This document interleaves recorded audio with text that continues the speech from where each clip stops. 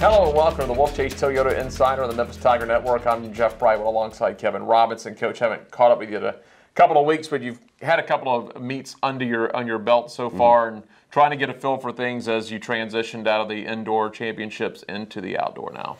Yeah, we're I guess 4 weeks deep into the outdoor season now, and kind of getting our feet on the ground and trying to figure out the complexion of this team and who we are outside. So I feel like the first couple meets we had some pretty solid performances and doing some good things, but there's a lot of work left to do, and we're still trying to figure out who we are and where we belong at this point. But it's an exciting time for us to be back outside, and it's fresh and it's new, and it's much better for our program. I know, at least as far as the women's team, the outdoor season is a chance they were looking to shine because you add some of the events they're a little bit stronger at. You've had a couple of school records so far. Amber and the hammer and the javelin, Ashley were able to get a couple school records. Yeah, Amber, her very first meet outdoors, a collegiate freshman, she broke that school record in the hammer, and then she came back and did it again the following week.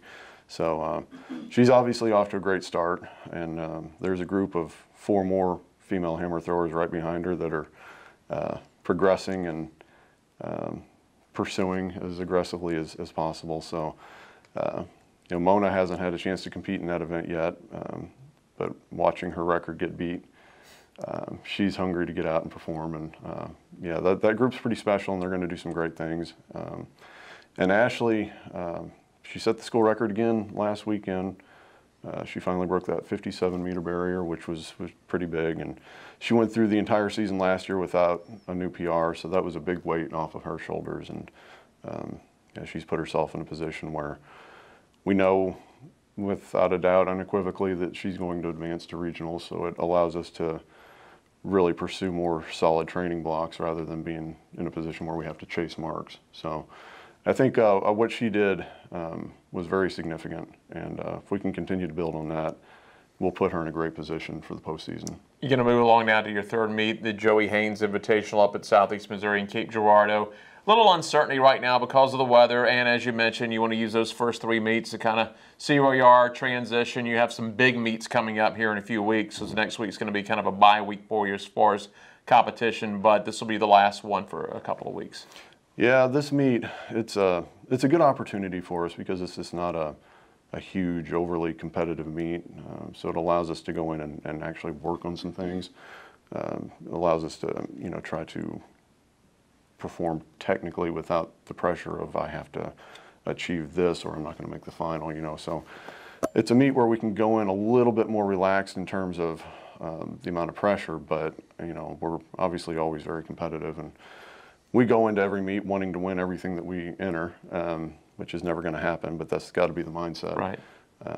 But I'm excited for the opportunity. Now, the weather looks a little uncertain, but, that's the outdoor season, and the elements will be the same for all of us. So it's certainly not a crutch. It's, but it will have some impact on who I enter and where I enter them. So a lot's left to be seen for the upcoming meet. And that'll give you, as you said, your last chance to kind of see where they are, how they progress, how they transition, because then next week you don't have a competition, and so you'll have about a 2-week training period till, as you mentioned before we recorded this, that we're going to get into the really competitive meets. Yeah, I like to think of our outdoor season as 3 different segments. We basically have our preliminary segment where we hit 3 meets back to back to back to open up the season, where we can figure out who we are.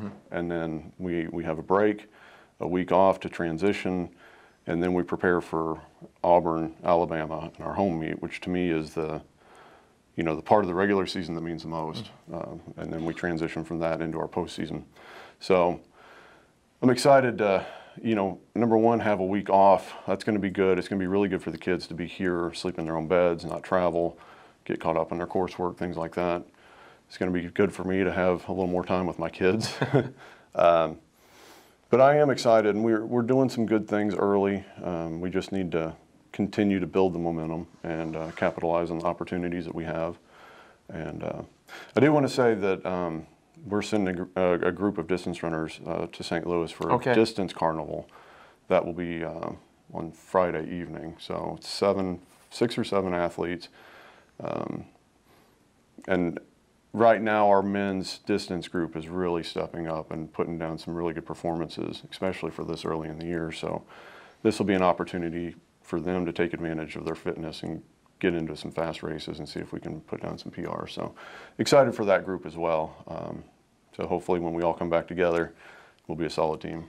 Coach, before we let you go, you did mention that home meet April 26th and 27th. The reason I'm mentioning it is on the 26th, that's going to be kind of your alumni reunion, alumni day. You've done that. You tried that out last year, worked pretty well. Not a lot of details on it right now. Keep up with GoTigersGo.com for more information, but at least putting it out there and getting some interest, because I know you said everyone had a lot of fun last year. Yeah, last year was our inaugural event, and it was an overwhelming success. And we had 6 generations of Tiger track and field family in one room, and I mean, that meant a lot to me as being a former athlete and as being a coach here for going on to my 17th year. You know, to see that many faces from all of the different teams, and I mean, it was very emotional, and it was for a lot of the people that attended as well. So it's definitely something that we want to continue to grow and foster. So we're trying to get the word out. We're going to make official invitations and get them out soon. And it'll be Friday evening, and then we'll have our home meet all day on Saturday. So all those alumni will be recognized then at the home meet as well. So it should be a really fun weekend. Sounds like a lot of fun. I'm still holding out. You'll have the throwback meet for the alumni. Well, I do have a few that ask me about it Right. once in a while, and I keep trying to make every excuse I can not to do it. All right, Coach, it'll be a lot of fun. Best of luck up at Southeast. Thank you, Jeff. That is Kevin Robinson. I'm Jeff Brightwell with the Wolfchase Toyota Insider on the Memphis Tiger Network.